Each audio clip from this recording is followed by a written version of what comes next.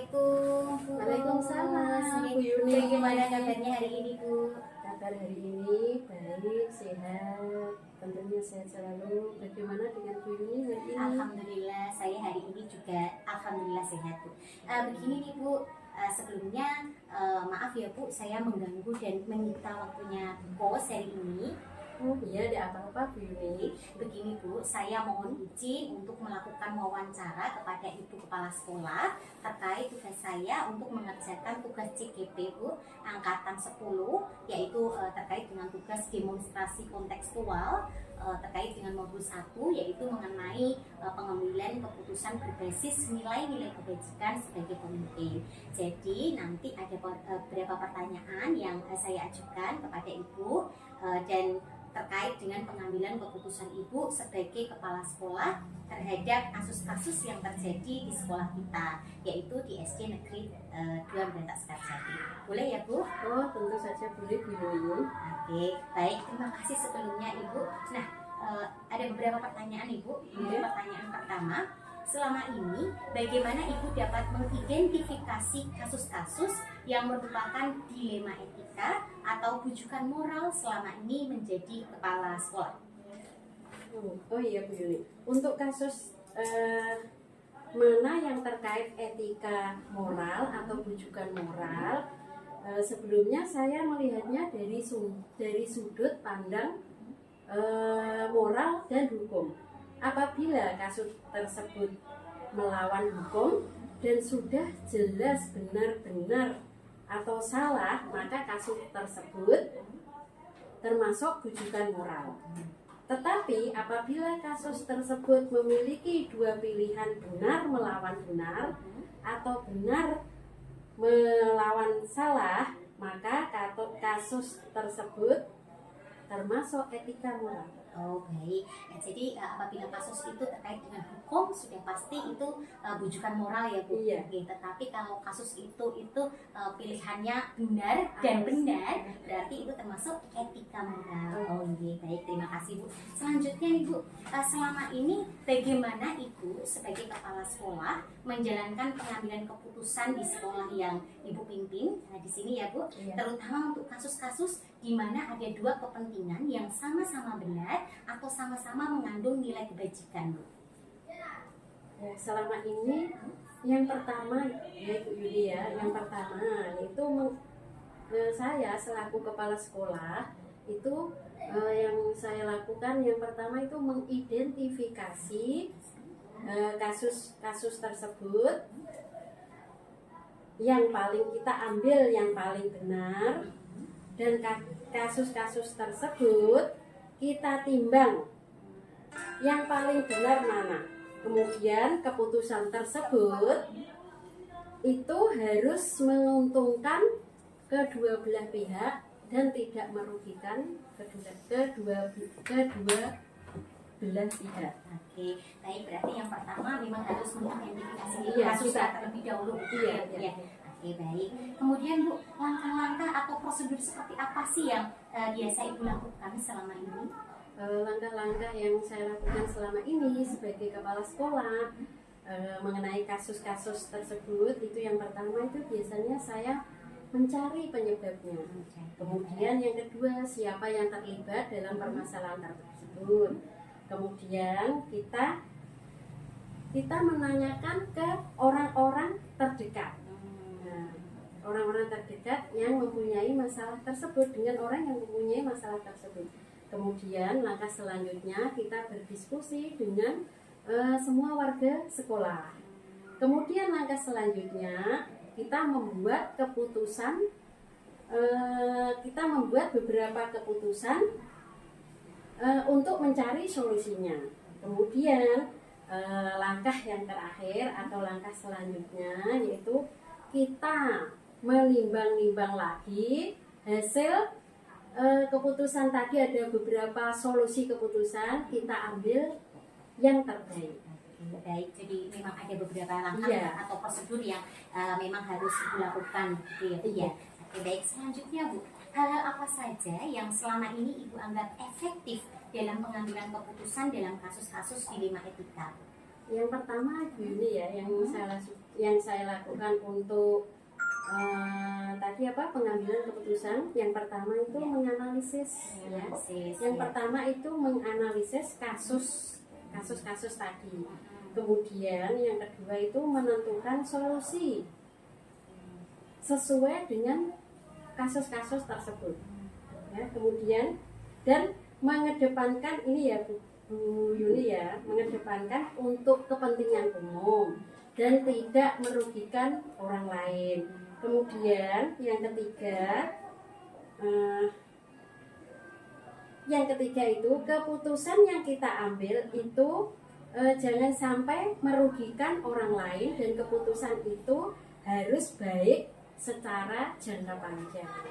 Oke, jadi memang harus mementingkan kepentingan bersama, kepentingan umum. Iya, baik Bu. Nah, kemudian Bu, hal-hal apa saja yang selama ini merupakan tantangan dalam pengambilan keputusan pada kasus-kasus dilema etika tersebut? Tantangannya seperti apa Bu? Tantangannya ini ya, dalam mengambil keputusan itu, karena keduanya itu merupakan masalah yang sama-sama benar. Nah, dalam mengambil keputusan itu, maka harus menguntungkan kedua belah pihak dan tidak merugikan salah satunya. Baik. Jadi memang karena dilema ya Bu, Iya. Karena benar-benar ya memang harus semuanya tidak ada yang dirugikan ya Bu ya. Baik. Nah, selanjutnya Bu, apakah Ibu memiliki sebuah tata cara Bu atau jadwal tertentu dalam sebuah penyelesaian kasus dilema etika? Apakah Ibu langsung menyelesaikan di tempat atau memiliki sebuah jadwal untuk menyelesaikannya Bu? Kemudian bentuk atau prosedur seperti apa yang Ibu jalankan?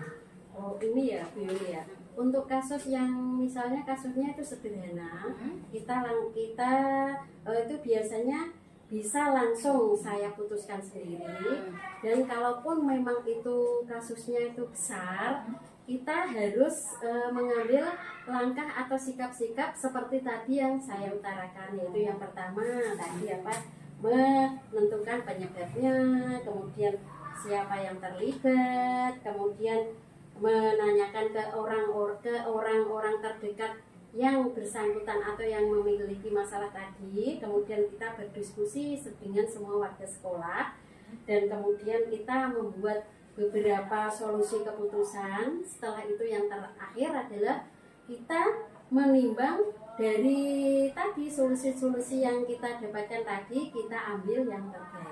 Oke, baik. Jadi memang ada kalau kasus ringan memang bisa diputuskan diputuskan gitu ya. Tetapi kalau memang agak berat ya memang sesuai dengan langkah-langkah yang Ibu sebutkan tadi. Gitu ya Bu. Baik Bu.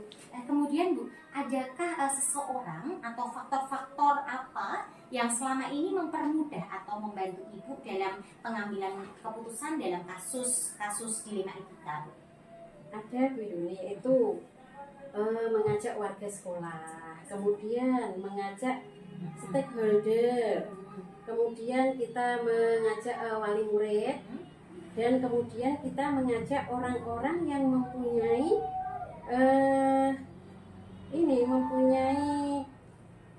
keakraban dengan orang tersebut yang mempunyai masalah tersebut. Kita bisa menggali apa sih faktor-faktor yang bisa menyebabkan suatu masalah tersebut. Oh begitu, baik. Nah kemudian Bu, dari semua hal yang tadi telah disampaikan Bu Kus nih Bu, pembelajaran apa yang dapat Ibu petik dari pengalaman Ibu mengambil keputusan dilema etika Bu? Ya, yang pertama, satu, lebih bijak dalam menganalisis sebuah keputusan. Kemudian yang kedua itu mencari alternatif untuk dijadikan pertimbangan dan untuk memastikan solusinya. Baik, sebelumnya terima kasih Bu Ni atas waktu dan kesempatannya Bu. Alhamdulillah dengan sesi wawancara ini saya mendapatkan banyak ilmu, pengetahuan dari Ibu terkait dengan pengambilan keputusan yang berbasis nilai-nilai kebajikan sebagai seorang pemimpin nih Bu. Oke. Ibu kalau begitu cukup sekian, saya mohon undur diri ya Bu ya. Oke, sekali lagi. Sama-sama Bu Yuni. Sekali lagi saya Oke. ucapkan terima kasih dan Ya, maaf semoga apabila sukses. Oke, terima kasih Bu. Dan maaf apabila mengganggu waktunya Bu Pus. Oh ya apa. Oke, terima kasih ya Bu. Yeay. Assalamualaikum warahmatullahi wabarakatuh. Waalaikumsalam.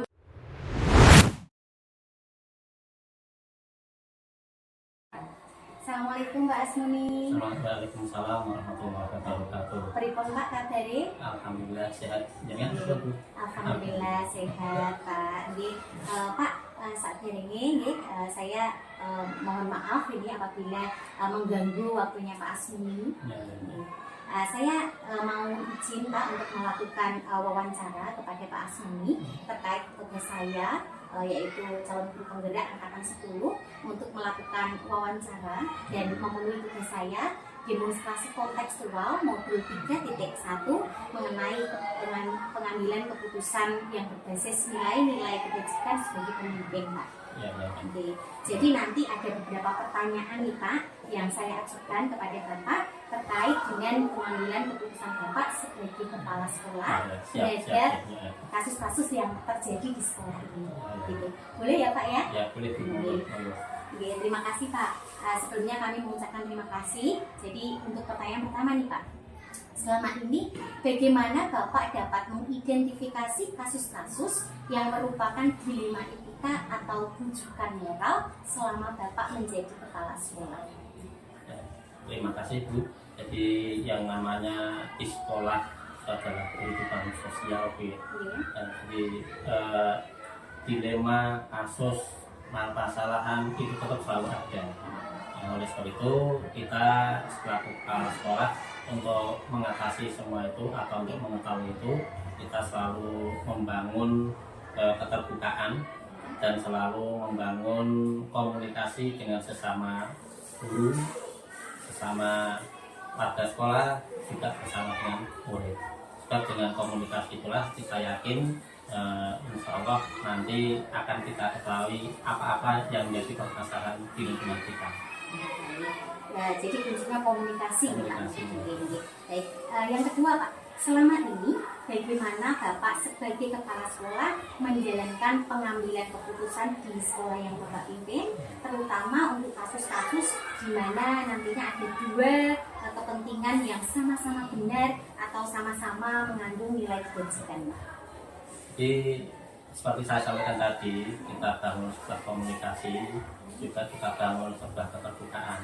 Yang namanya permasalahan di sekolah itu kan tidak bisa kita selesaikan secara frontal, secara keras dan sebagainya. Tapi kita upayakan selalu dengan komunikasi yang baik, selalu membangun keterbukaan. Nah itulah pentingnya komunikasi.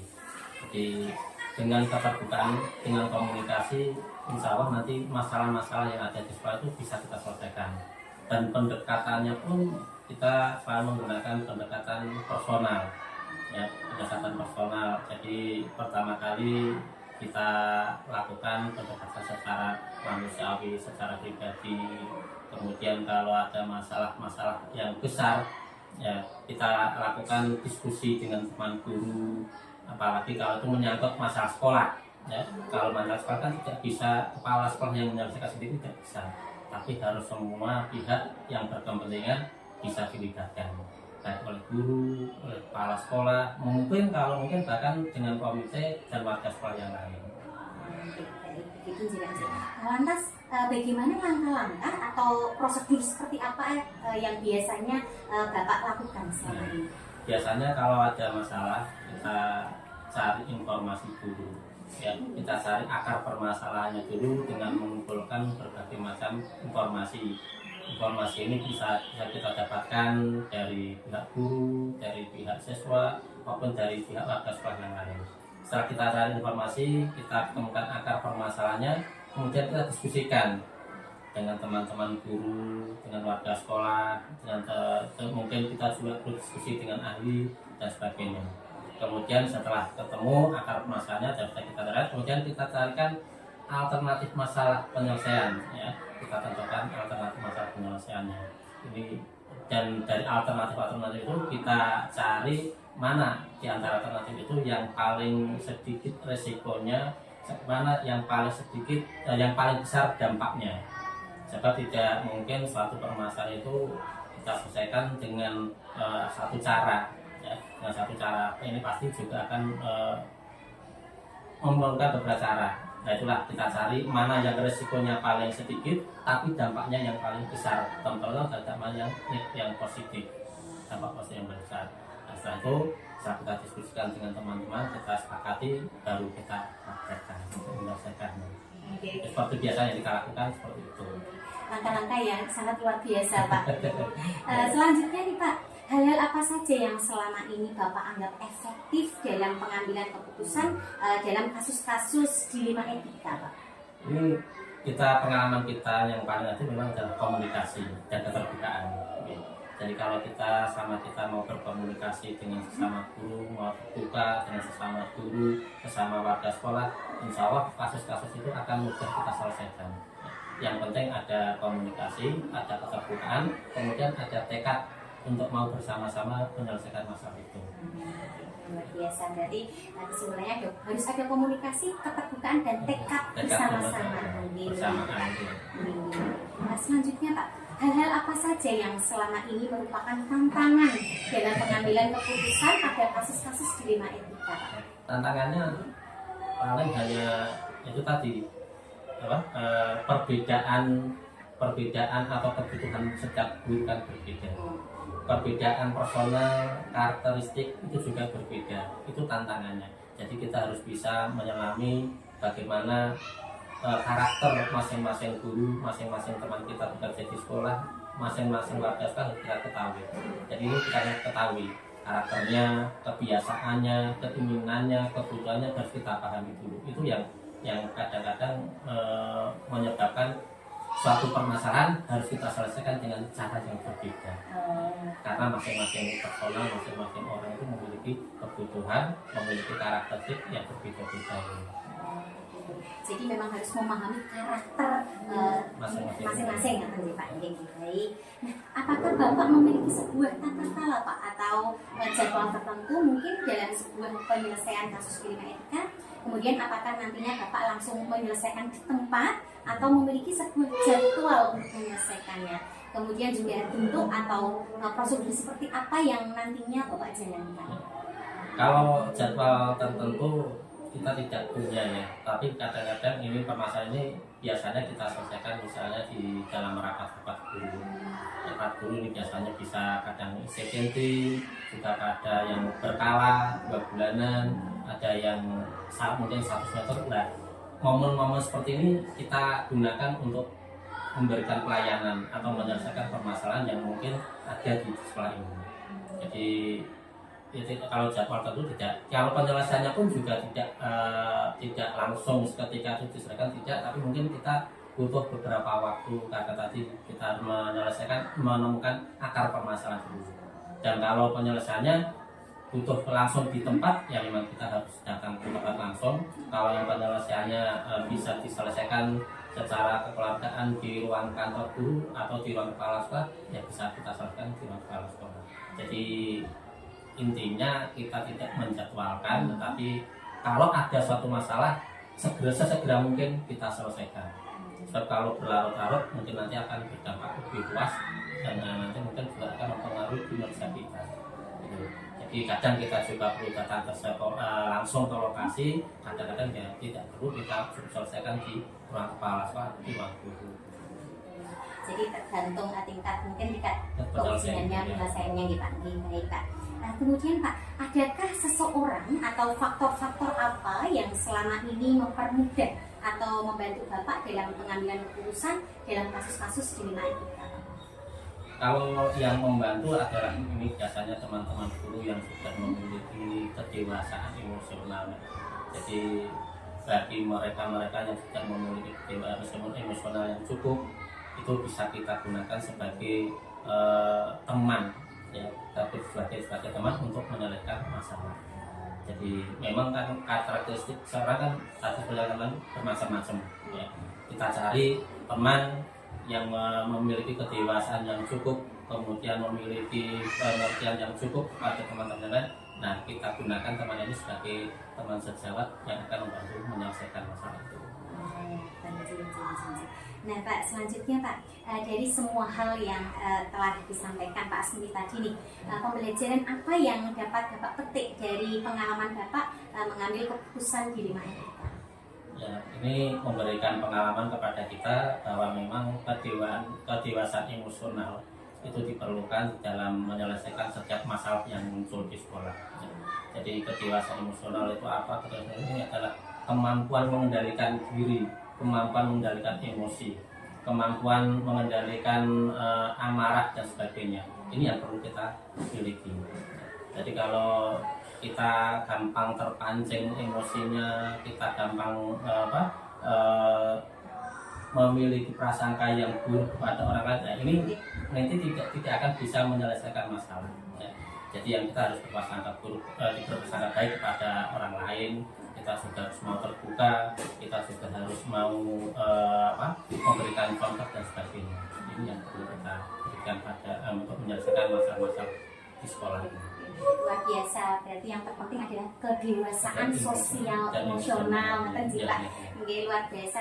Baik, terima kasih banyak Pak atas waktu dan kesempatannya. Jadi dalam sesi wawancara kita saya mendapatkan pembelajaran yang sangat banyak nih dari Pak Asmuni terkait dengan ilmu baru tentang bagaimana cara untuk pengambilan keputusan sebagai seorang pemimpin Pak. Terima kasih Nji Pak. Sama-sama Bu. Saya mohon maaf sekali lagi mengganggu waktunya Pak Asmuni. Saya mohon undur diri. Terima kasih sama-sama Bu. Kalau ada hal yang perlu kita bicarakan, mungkin di lain kesempatan kita juga bisa lebih berdiskusi lebih banyak lagi. Siap Pak. Terima kasih Pak. Assalamualaikum warahmatullahi wabarakatuh. Waalaikumsalam warahmatullahi wabarakatuh.